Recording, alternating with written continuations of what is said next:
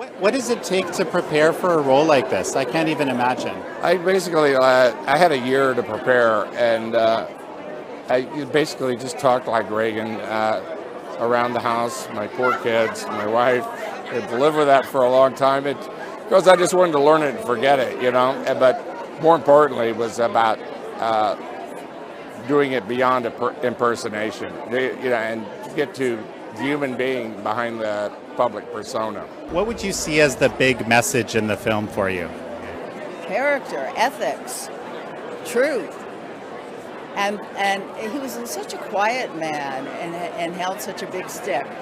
And I think that I've never seen, I'm 76 years old, and I have never seen this country in such dire straits as we are right now. And I just want to say the most important thing is to vote, and the effect that the family can have to make the making of a president. A good man with his foundation in the Word of God makes a great president. I think that we all have a purpose in life, that whatever you are, whoever you are, whatever you're doing, that there's something you're supposed to do before you leave the planet, and it's hard to find that. In Reagan's case, he doesn't find it until he's 69 years old. So that gives the rest of us hope that we can find it at some point in our lives, the thing that you were put here to do, as his mother says. I think it's a wonderful educational opportunity for young people to get involved in exactly what's going on in our country today, and I think no better opportunity than coming to a movie premiere like this, seeing young people on the red carpet, seeing young people attending the movie and really promoting it. I think that this is once again an educational opportunity for our young people to really get involved and voice their own opinions.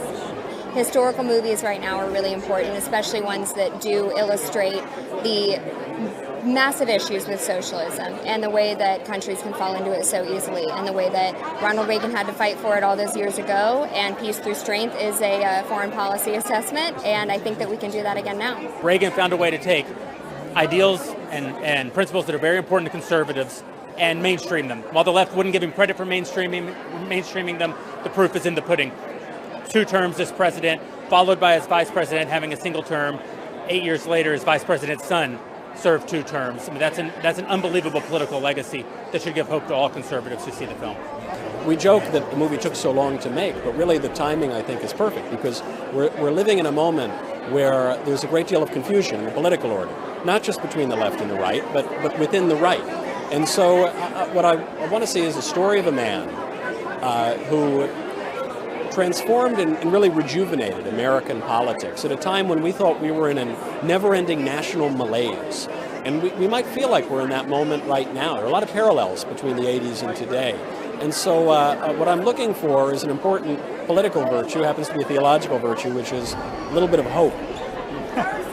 Definitely, especially for my generation, for sure. I feel like we could take away a lot from this movie, but it's truly enlightening, and I hope it kind of just instills hope and just some motivation to make some changes. President Reagan was a great communicator, and I think that everybody can learn something about the way he got along with his business and communicated his ideas to the American public.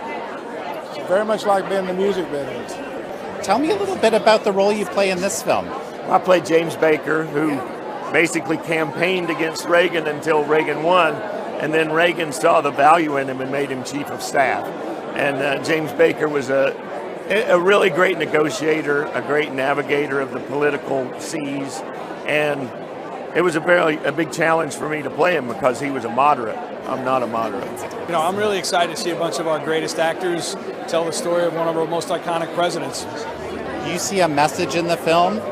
I do. I think, I really appreciate it. I think this movie is so good so that, all of our Americans, especially, people my age, get to realize how good Reagan was and to appreciate that and to think about it. So I think it definitely does have a meaning, and I'm a true American, so I really appreciate it, get to represent it. And what do you hope will happen with this screening? It seems, I guess the timing seems particularly poignant right now.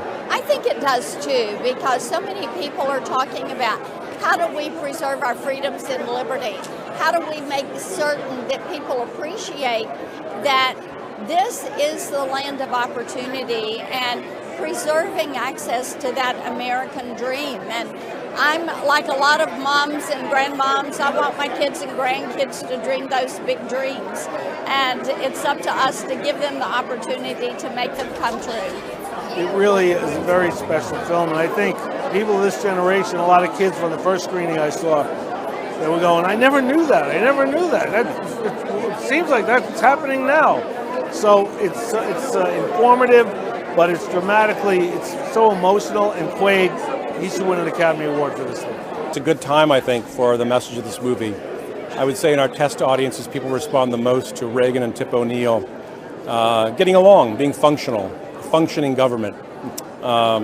He visits him in the hospital after he's shot, and they have some words. People really react to that the most. So I think there's a yearning for that in the country. You don't have to agree, but at least do your jobs and get along. Well, there's that line, right? After 6 p.m., where Buddy, I forget exactly how it goes. It. Yeah, that's the one. And people are yearning for that again. I don't think that's not impossible. We should be able to aspire to that. I was hired to write the first draft in 2010, so I've been on this one for 14 years. And it has gone through generation after generation. Our times have literally changed within the time, obviously, from think about 2010 to now. So how you attack a story, even a historical story, it must have a sort of reflection to its time. And so that was a big part of it. I think more than anything else, it was just, and it was a band of brothers. We all had the things we wanted. My original draft was 212 pages. Can't do that in a feature film. So it's been hard to choose. Well, we can't do that, but let's try this. So it's been a labor of love, for sure. You've put together an unbelievable film. I just wanted to tell you that. Thank you so much. Well, tonight's been a huge celebration, but it's really a celebration for Music City. Not only being executive producers, but producing all the music in the film. I mean, with Clint Black, Alice Cooper, Gene Simmons, Travis Tritt, Alabama. So it's a Nashville celebration, Music City celebration. We were cast as the band for the scene, and then we found out which song we would be performing on camera, so we went ahead and recorded our own version and brought it to set. The movie liked our version and licensed it, so pretty cool. Yeah. Well, that's fantastic. Opportunity and turned it into a big one. To me, the message of the film is really how to interact with people, and he brought it to a global arena and how, start conversation. This is how we solve problems rather than being divisive and angry. That starts wars.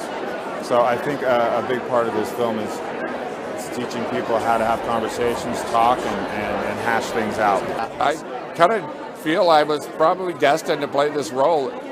Looking back, I really had a streak of fear go up my spine when I was offered it because I felt unworthy and also afraid because everybody has an opinion on Reagan. He's one of the most famous people, recognizable in the world. But that fear is usually a sign that I should do that because it takes me out of my comfort zone, and that's what God does too. You got to be careful what you ask God for because He just might give it to you. Because He usually gives it to you in a way where you go, oh, no, I didn't mean that. No, but that's such a fantastic message to be sharing with people. I mean, you yourself right now, when you feel the fear, that means you should do something. Yeah, right? fear is actually a really great motivator. Mr. Gorbachev, tear down this wall. Wants to rule the world.